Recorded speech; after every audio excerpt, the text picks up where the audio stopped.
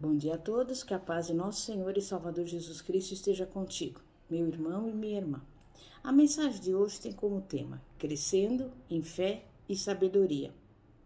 E nós vamos abrir a palavra de Deus em Tiago, capítulo 1, e eu vou ler do versículo 1 ao 4, que diz assim: Tiago, servo de Deus, do Senhor Jesus Cristo, as 12 tribos da dispersão, saúde.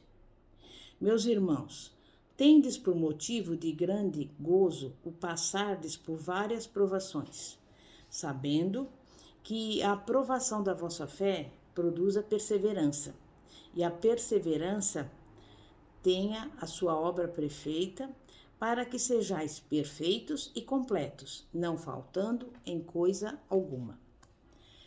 Vamos ver aqui nessa passagem que Tiago chama a si mesmo de servo, ou seja, aquele que está sob o controle total do seu senhor. Longe de querer exaltar-se e se vangloriar pelo fato de ser parente de Jesus, Tiago escolheu referir-se a si mesmo como servo de Deus e do Senhor Jesus Cristo. No pensamento de Tiago, esses dois nomes são equivalentes, porque Jesus é Deus. Tiago começa essa poderosa carta de uma forma muito simples, somente com o seu nome e a sua identificação como servo de Deus e do Senhor Jesus Cristo. Nenhum floreado foi feito por Tiago, nenhuma palavra de explicação é dada por ele, e nada que possa impressionar é mencionado nessa apresentação. A expressão servo de Deus representava uma posição de obediência completa, humildade absoluta e lealdade inabalável. A obediência era a tarefa, a humildade era a posição e a lealdade era o relacionamento que um senhor esperava de um escravo. O escravo era obrigado a cumprir completamente a vontade do seu senhor, sem questioná-la e sem demorar a obedecê-la. Devemos também ser obedientes de todo o coração a Deus, a sua palavra e a sua vontade. Ser servo, hoje em dia, parece algo estranho, especialmente no mundo egocêntrico. Contudo, Tiago nos mostra o caminho da verdadeira grandeza, como Tiago e como seu meio-irmão Jesus. Nós devemos assumir a forma de servos, humilhando-nos a nós mesmos e tornando-nos obedientes a Deus. O que isso significa para você e para mim, como homens e mulheres que anseiam ser segundo o coração de Deus? Isso significa, em primeiro lugar, obediência.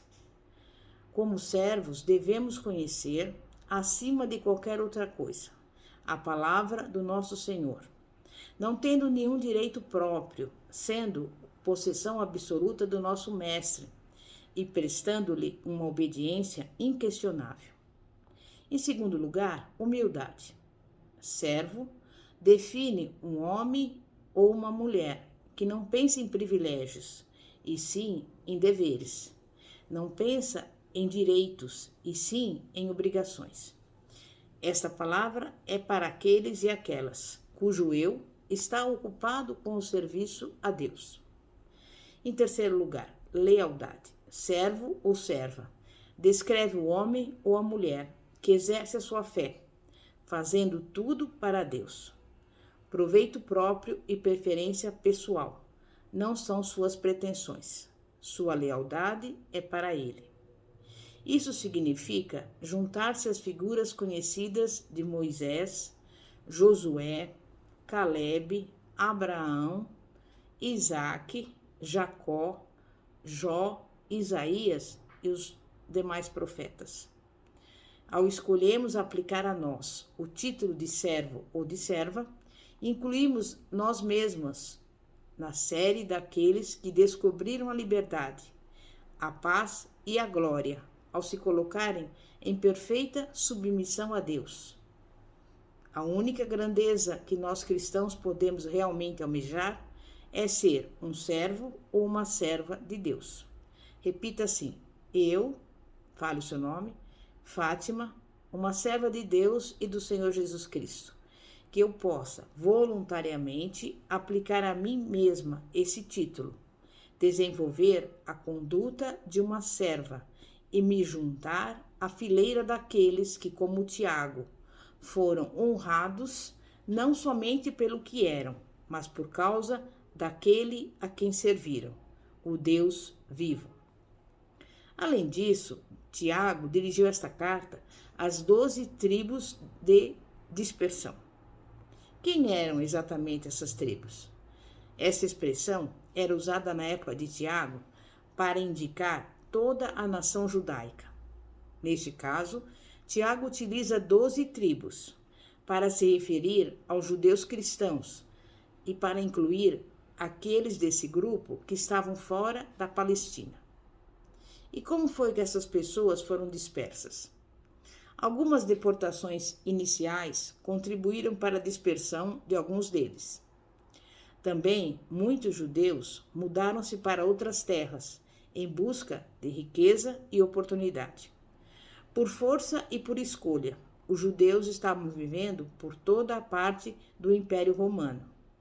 E foi para esses desconhecidos judeus cristãos que Tiago escreveu: saúde, palavra que transmite senso de alegria e de contentamento, e que significa regozijo e estar satisfeito. É como se Tiago quisesse dizer: eu desejo a sua felicidade. Aqueles a quem Tiago escreveu passavam por um grande número de problemas externos e tribulações.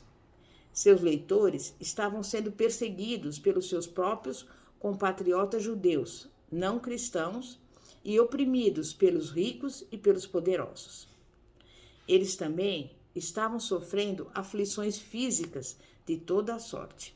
Além disso, eles eram estrangeiros que haviam saído do seu país.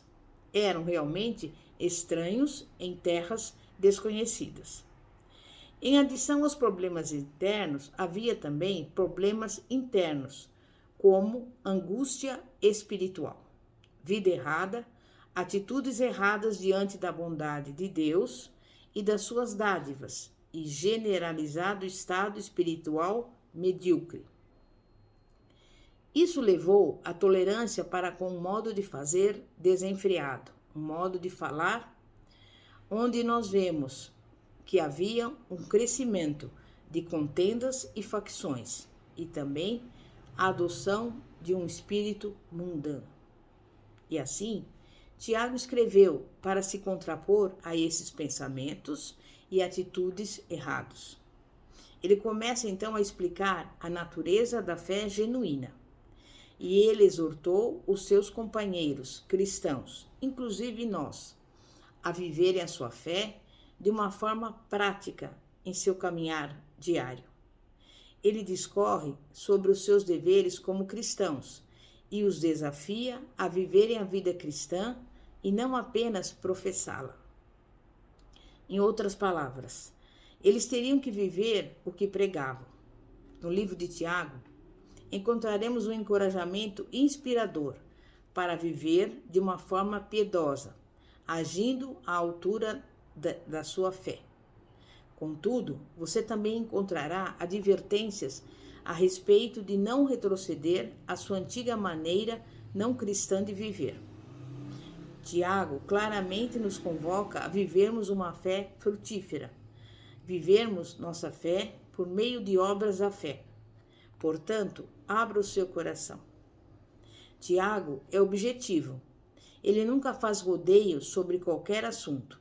Não importa o quão delicado este assunto seja.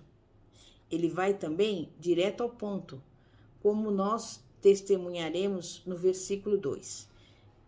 Repita assim comigo. As provações trabalham para aprovar a minha fé, que produz a perseverança, a qual me torna perfeita e completa, não faltando em coisa alguma. Nós sabemos que, com certeza, as provações virão sobre nós, porque isso faz parte da vida de um cristão. Então, como podemos passar pelas provações com alegria? Como podemos estar seguros de que a nossa fé exercerá, e isso a despeito das nossas provações? Pense sobre duas questões. Primeiro, pelo uso da sua mente.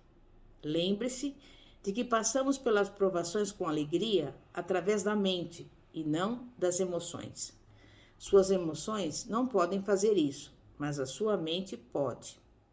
Não importa como as nossas emoções se sintam, arruinadas, desencorajadas, etc. Não importa como o nosso corpo se sinta, enfermo, exausto. Apenas passe pelas tribulações com alegria. Não se espante, não se preocupe, não questione, não faça suposições, não se lamente, não se rebele e, principalmente, não atrapalhe.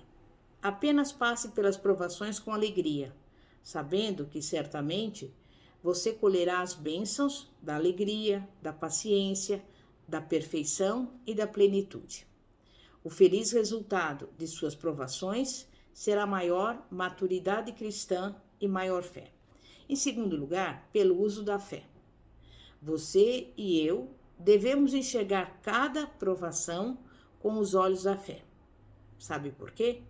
Porque os olhos da fé verão a mão de Deus em tudo na vida. E somente a fé pode fazer o tipo de contabilidade de Deus e colocar cada provação na coluna da alegria.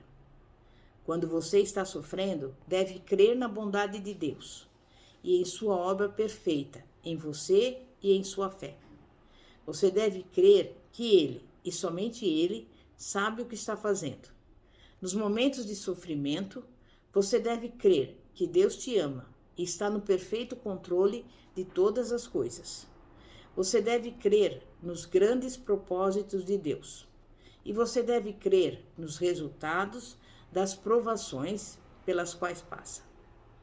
Então, tenha coragem e avance em meio aos seus problemas. Conforme a Bíblia nos recomenda, não atentando nós nas coisas que se veem, mas sim nas que não se veem, porque as que se veem são temporais, enquanto as que se não veem são eternas. Portanto, essa é a maneira como os olhos da fé veem as provações. Em nome de Jesus, que você possa, neste momento, ter essa certeza e a convicção de que o Senhor está no controle de todas as coisas e que para Ele não há nada demasiadamente difícil. Amém? É momento de oração. Santíssimo Deus e poderoso Pai, Pai de nosso Senhor e Salvador Jesus Cristo, nós sabemos que por muitas situações nós não sabemos nem como agir, nem o que fazer, mas nós temos a certeza e a convicção de que nesses momentos de dificuldades, de provações, o Senhor está sempre conosco, porque o Senhor é que promete que não nos deixará, jamais nos abandonará.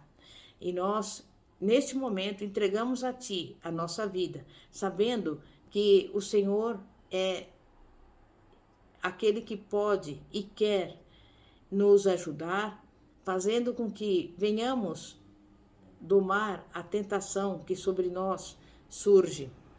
E hoje, neste momento, nós já te louvamos e te agradecemos, porque confiamos no Senhor e olhamos com os olhos da fé, avante, no alvo que é Jesus Cristo.